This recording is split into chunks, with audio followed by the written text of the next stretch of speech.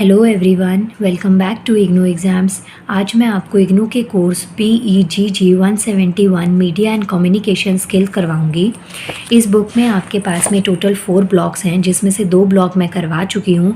अभी मैं आपको ब्लॉक 4 करवा रही हूँ, मीडिया एंड कम्युनिकेशन स्किल। इसकी यूनिट 1 करेंगे हम लोग। ये देखिए, ये है ब्लॉक 4। इसकी फर्स्ट यूनिट मैं आपको करवा रही हूँ, types of social media. Guys, इस बुक के जितने भी चैप्टर्स हैं, यूनिट्स हैं, आप प्लेलिस्ट में जाके BEGG 171 के नाम से देखिएगा। वहाँ मैंने प्लेलिस्ट क्रिएट करी हुई है और इस सब्जेक्ट कोड में आपको इसकी सारी वीडियोज़ मिल जाएंगी। और मतलब कि ये वीडियोज़ के हेल्प से मेरा सिर्फ छोटा सा ट्राई है कि आप लोगों के एग्ज़ाम्स में मैं कुछ हेल्प कर पाऊँ। जितना मुझसे होगा उतना मैं करूँगी, लेकिन बाकी पढ़ना आप सबको ही पड़ेगा। तो मेरी बेस्ट विशेज़ आप सबके साथ में है कि आप अपने एग्ज़ाम्स में काफ़ी अच्छा स्कोर करें। नाउ वीडियो स्टार्ट करते हैं। 2 इसकी चेक योर प्रोग्रेस मैं करवा चुकी हूँ। आज मैं आपको नेक्स्ट टॉपिक करवाऊंगी मल्टीमीडिया, लेकिन उससे पहले मैं आपको इसका क्वेश्चन दिखा देती हूँ एग्जाम में इसका क्वेश्चन कैसे आएगा। क्वेश्चन है आपके पास में चेक योर प्रोग्रेस 3 गिवन है। क्वेश्चन है व्हाट इज़ मल्टीमीडिया। मल्टीमीडिया क्या होता है। आंसर देखते हैं। यहाँ पे देखिए, multimedia has been called the rising star in the networking firmaments. जो भी नेटवर्किंग साइट्स है, जो भी नेटवर्किंग जो आजकल डिजिटल टाइम चल रहा है ना, उसमें मल्टीमीडिया एक राइजिंग स्टार है।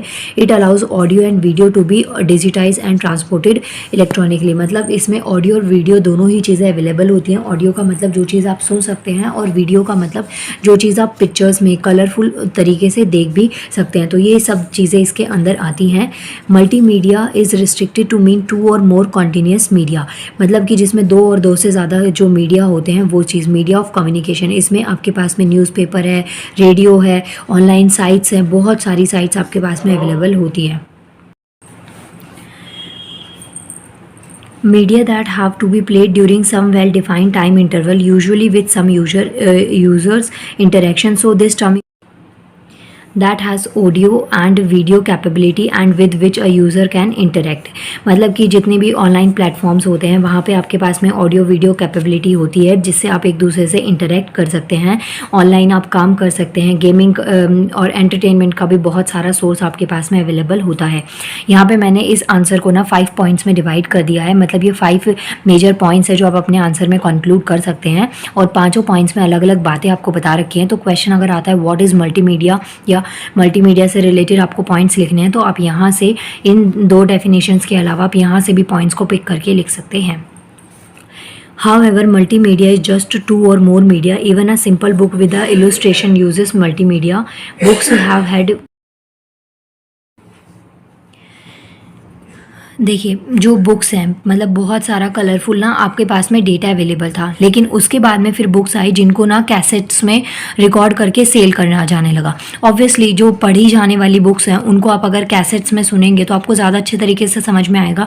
और ये जो एक्सपेरिमेंट्स है ना, 11th-12th में आप लोगों ने करे होंगे। जो भी आपके पास में नॉवेल्स वगैरह थी, आपके स्कूल में जो नॉवल लगती थी, तो उसमें ना आपके पास में एक ऑप्शन होता था कि क्योंकि हम लोग स्टार्टिंग से ही एकदम प्रो बच्चे रहे ना, तो एग्ज़ाम से कुछ महीनों पहले पढ़ने की तो बिल्कुल आदत नहीं होती है। एग्जाम से 2-3 दिन पहले एक बार देखते हैं कि हाँ ये सिलेबस है। और इसमें भी इग्नू के एग्जाम्स में भी इवन आप लोगों में से कुछ में तो इतना मतलब एडवांस लेवल वाला टैलेंट हुआ है ना, तो वो सब लोगों का यही होता है। इवन आप में से किसी एक को मैं पॉइंट आउट नहीं कर रही हूँ, हम सब में ना यही चीज़ होती है कि कोई चीज़ अगर जितना इजी वे में, स्पेशली अगर वो बुक से रिलेटेड हो, पढ़ाई से रिलेटेड हो, तो जितने इजी वे में मिल जाए ना, उतना ज़्यादा हमारे लिए बेनिफिशियल हो जाता है।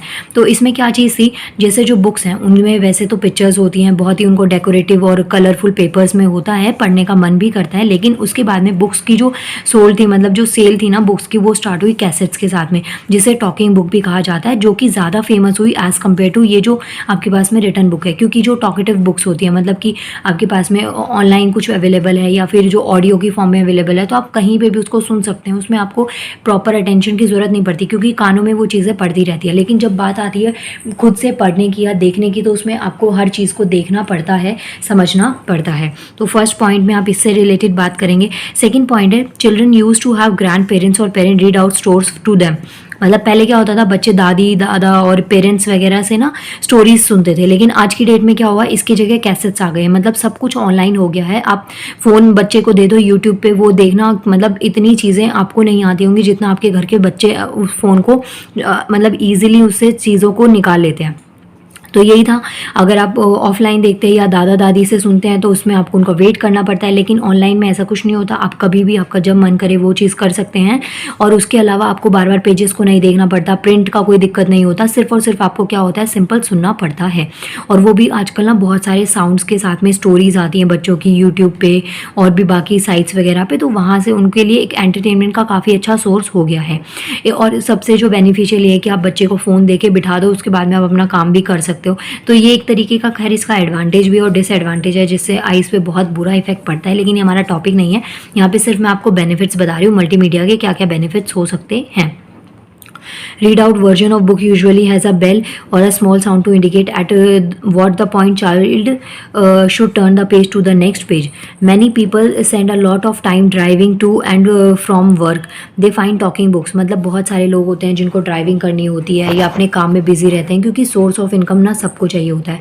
तो काम इतना ज़्यादा होता है, प्राइवेट सेक्टर में तो स्पेशली इतना ज़्यादा काम होता है कि आपके पास में कुछ और एक्टिविटीज़ का टाइम ही नहीं बचता। तो वहाँ पे जब ये टॉकिंग बुक्स है, मतलब कैसेट्स के फॉर्म में आपको बुक्स मिल जाती हैं, तो उससे आपको बहुत ज़्यादा बेनिफिशियल हो जाता है। और एक तरीके का ये कैची वर्क था लोगों के लिए कि हाँ चलो हमारे दो दो काम एक साथ हो सकते हैं। तो इसमें CD DVDs की बात करी गई है। इसके अलावा फोर्थ पॉइंट में देखिए, end of course talking books help the blind. मतलब कि जो टॉकिंग बुक्स है, मतलब कि जो आपको कैसेट्स के फॉर्म में बुक्स मिल जाती हैं, आपको पूरा वर्जन ऑडियो में मिल जाता है, तो वो जो ब्लाइंड लोग हो या जो विजुअली चैलेंज लोग होते हैं उनके लिए भी काफ़ी ज़्यादा बेनिफिशियल होता है। वो भी ईजिली इन चीज़ों को सुन के और इसमें जो भी उनको नॉलेज उनको लेनी होती है वो ईजिली उससे नॉलेज को ले सकते हैं।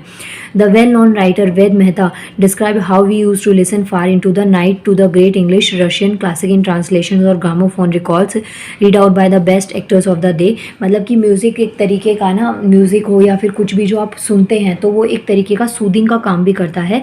तो ये आपके पास में इसके बहुत सारे बेनिफिट्स हो सकते हैं। देखिए मैंने आपको ना बहुत सारे अलग अलग बेनिफिट्स बताए हैं मल्टीमीडिया में, आप ये सारे पॉइंट्स को लिख सकते हैं। इसके अलावा एजुकेशन और जो रेडियो ब्रॉडकास्ट होता है उसके लिए तो बहुत ज़्यादा इंपॉर्टेंट है। आपको आज का जो करंट टाइम चल रहा है उसमें भी आप खुद देखिए, आपको बुक्स बहुत कॉस्टली आती हैं, लेकिन आपको हर बुक के लिए पैसा नहीं फूकना पड़ता। आपके पास में क्या होता है कि ऑनलाइन आपके पास में अवेलेबल होती हैं बुक्स, बहुत सारी बुक्स हैं ऑनलाइन फॉर्म में अवेलेबल हैं। आप अपनी बुक्स को टाइप करिए, मोस्टली बुक्स आपको ऑनलाइन मिल जाएंगी। बस वो आपके ऊपर है कि आप ज़्यादा देर तक फ़ोन में नहीं देख सकते या आप बहुत ज़्यादा अफोर्ड भी कर सकते हैं, तो आप बुक्स को परचेज़ करिए। अदरवाइज़ आपके पास में इतनी वैरायटी के ऑप्शंस होते हैं कि अगर आप पढ़ना चाहें तो ये सब चीज़ें आप ईजिली अफोर्ड कर सकते हैं ऑनलाइन साइट से। एज वीडियो, मतलब हमारे सिलेबस की बुक, कोर्सेज़ की बुक और जो कॉम्पिटिटिव एग्ज़ाम्स होते हैं, हर एक तरीके की बुक आपको ऑनलाइन प्लेटफॉर्म पे मिल जाती है। और ऑनलाइन में आपके पास में यूट्यूब भी है, ऑडियो भी है, वीडियो भी, मतलब हर तरीके से आपको बुक मिल सकती है। तो यही चीज़ें इसमें आपको कंप्लीट बता रखी थी। ये 5 पॉइंट्स में क्वेश्चन 1 आपका पूरा कंप्लीट हो गया है। इसके बाद में हम करेंगे question 2, what are the some of the uses of multimedia. जो मल्टीमीडिया है उसके यूजेस क्या हैं। वैसे तो मैंने आपको कुछ बताए हैं, लेकिन वो कम है, मतलब कि आपको और ज़्यादा लिखने पड़ेंगे। तो इसका आंसर आपको पेज नंबर 12 पे मिलेगा और इसका सेकंड पार्ट का क्वेश्चन आप अपने अकॉर्डिंग कर लेना। यहाँ पे देखिएगा इस पेज नंबर 12 पे आपके पास में क्वेश्चन 2 का आंसर है यूजेस ऑफ मल्टीमीडिया। जो मल्टीमीडिया है ना उसके क्या क्या यूजेस हो सकते हैं। तो पहला यूज़ तो दे रखा है कंपनीज़ पे। कंपनी में क्या क्या यूज़ हो सकता है, इसके प्रेजेंटेशन बनाने में काम आता है, सेल चार्ट और जो अदर ग्राफिक्स होते हैं एनिमेटेड किया जा सकता है। इसके अलावा इनको एक अट्रैक्टिव म्यूज़िक या वॉइस दी जा सकती है और वीडियो क्लिप्स को और ज़्यादा अट्रैक्टिव बनाने के लिए। इसके अलावा जो कस्टमर के रिस्पॉन्स होते हैं, ऑनलाइन फीडबैक्स वगैरह सब चीज़ आपको कहाँ पर मिल सकती है, ऑनलाइन प्लेटफॉर्म पर मिल जाती है। और ऑनलाइन प्लेटफॉर्म के कितने बेनिफिट्स है ये मैं आपको ऑलरेडी समझा चुकी हूँ, लेकिन आप ये खुद से सोचिए, जितनी भी ऑनलाइन चीज़ें हैं जैसे कंप्यूटर या पीसी में आपको जो चीज़ें देखने को मिलती हैं, तो उसमें एक तो स्टोरेज बहुत ज़्यादा हो जाती है और कम टाइम में ही आपका काम ईजिली हो जाता है। इसके अलावा इंस्टीट्यूशंस में भी चाहिए होता है। इंस्टीट्यूशंस में जैसे कि एज अ विजिटर आप वहाँ पे जाते हैं, बहुत सारे इंस्टीट्यूशंस होते हैं, वो अपना जो भी उनके कैंपस और रिलेटेड चीज़ें होती हैं, जो बिल्डिंग्स होती हैं, जो भी उनका कैंपस विजिट करवाना होता है, तो वो सब कुछ ऑनलाइन फॉर्म में उनके पास अवेलेबल होता है। आपको सिंपल ऑफिस में जाके बैठना होता है और एक स्क्रीन के ऊपर ही वो आपको पूरा सब कुछ समझा देते हैं। मतलब स्टार्टिंग से लेके एंड तक आपको पूरी प्रेजेंटेशन के साथ में वो सब चीज़ें दिखा देते हैं। तो इंस्टीट्यूशंस में भी इसका बहुत ज़्यादा बेनिफिशियल, मतलब ये बहुत बेनिफिशियल है, बहुत ज़्यादा इसका वर्क होता है। इसके अलावा जो एडवर्टाइज़र्स होते हैं, एडवर्टाइज़र्स में क्या होता है, मतलब ये अपने अपने प्रोडक्ट को सेल कर सकते हैं ऑनलाइन साइट्स पे। इसके अलावा जो एनिमेशंस है, रियल लाइफ वीडियोस हैं, फैंटेसीज़ हैं, रियलिटी हैं, इन सब का यूज़ हम किस में कर सकते हैं, मल्टीमीडिया में, और इसको बहुत ज़्यादा इफेक्टिव बनाया जा सकता है। Text can be animated and so can pictures. One advertisements has a car that wings at us with its headlight. One of the earliest enduring image of the Indian advertising was a little girl in a white frock for a popular brand of soap powder. देखिए यहाँ पे आपको क्या चीज़ बता रखी है, जो advertisement होती है ना वो भी ऑनलाइन जो मल्टीमीडिया है उसमें बहुत ज़्यादा इंपॉर्टेंट हो जाती है उसका रोल मल्टीमीडिया का, क्योंकि इसमें ना आप पिक्चर्स में अपनी मर्ज़ी से उसकी थीम और जो ड्रेसेस होती हैं या जो भी आप उसमें टेक्सचर देना चाहते हैं वो अपने अकॉर्डिंग बना सकते हैं। आप इसको बहुत ही इंटरेस्टिंग सा बना सकते हैं, एक फैंटेसी की तरह क्रिएट कर सकते हैं। यहाँ पे एग्जांपल आपको दे रखा है कि एक ना पाउडर, डिटर्जेंट पाउडर, मतलब एक सर्फ की ऐड आती थी और वो आपको मुझे कमेंट करना है, जिसमें एक वाइट गर्ल ना वाइट फ्रॉक में, सॉरी वाइट गर्ल कह रही हूँ, एक फ्रॉक में छोटी सी बच्ची है और वाइट फ्रॉक में ना वो घूम के, और ब्लू कलर का सर्फ का पैकेट है। देखिए मैंने इतनी हिंट दे दी और आप ज़रा ना मुझे कॉमेंट कर देना आप कि ये कौन से वाले ब्रांड का मैं इसमें बात कर रही हूँ जो सोप पाउडर की ऐड आती थी। तो यहाँ पे क्या है आपको बता रखा है कि वो कितना कैची सा लगता था। तो यही चीज़ें आज की डेट में ना आपके पास में बहुत सारी, गूगल पे आप टाइप करिए, आप कोई भी ब्रांड स्टार्ट करते हैं, कोई भी, आप जैसे मैं यूट्यूब के थंबनेल्स क्रिएट करती हूँ तो उसमें भी देखिए आपके पास में गूगल पे इतने सारे ऑप्शंस होते हैं, आप टाइप करिए, उसमें आपको वैरायटी मिलेगी और आप कोई भी चूज़ करके उसे अपने जो थंबनेल है या कुछ भी आप क्रिएटिव बना सकते हैं लोग, ताकि उसकी साइड कैची बने, उसके लोग उसकी साइड अट्रैक्ट हो जाए। एडवर्टाइज़र के बाद में आता है on the job training and updating. जो भी जॉब ट्रेनिंग होती है या अपडेटिंग होती है वहाँ पे भी जो मल्टीमीडिया इसका बहुत ज़्यादा यूज़ किया जाता है। जैसे यहाँ पे एग्जांपल्स आपको दे रखे हैं कि जो नॉलेज होती है उसको रिन्यू किया जा सकता है बार बार। देखिए जो भी जॉब ट्रेनिंग्स होती है वहाँ पे बार बार मटेरियल को नहीं बनाया जा सकता, एक बार ही मटेरियल को पूरा कलेक्ट कर दिया जाता है और उसके बाद में जितने भी बैचेज आते हैं उनमें उसको डिस्ट्रीब्यूट कर दिया जाता है। हर एक बच्चे के लिए स्पेशली अलग से कोई भी चीज़ क्रिएट नहीं करी जा सकती है, जो ट्रेनीज़ होते हैं स्पेशली उनके लिए, तो उनको हर एक चीज़ प्रॉपर वे में मिल जाती है। तो इससे क्या होता है, जो एग्जामिनर हो या जो पढ़ा रहा है, जो ट्रेनिंग दे रहे हैं, उनकी भी मेहनत कम लगती है और बच्चों को भी एक क्वालिफाइड और जो नीट एंड क्लीन हाइजीन के साथ में ना सब कुछ डेटा अवेलेबल हो जाता है। इसके अलावा जैसे कि जो मैकेनिक्स होते हैं या फायर फाइटर्स होते हैं, इन सब का भी इंडस्ट्रियल लेवल पे मतलब कि आप इनका रिकॉर्ड रख सकते हैं। तो ये सब चीज़ों में आपके पास में मल्टीमीडिया का यूज़ होता है। नेक्स्ट आता है एजुकेशनल मल्टीमीडिया। ये बताने की बिल्कुल ज़रूरत नहीं है क्योंकि ये यूट्यूब पे वीडियो देख रहे हैं ना, तो ये भी एक इसी का ही एक पार्ट है।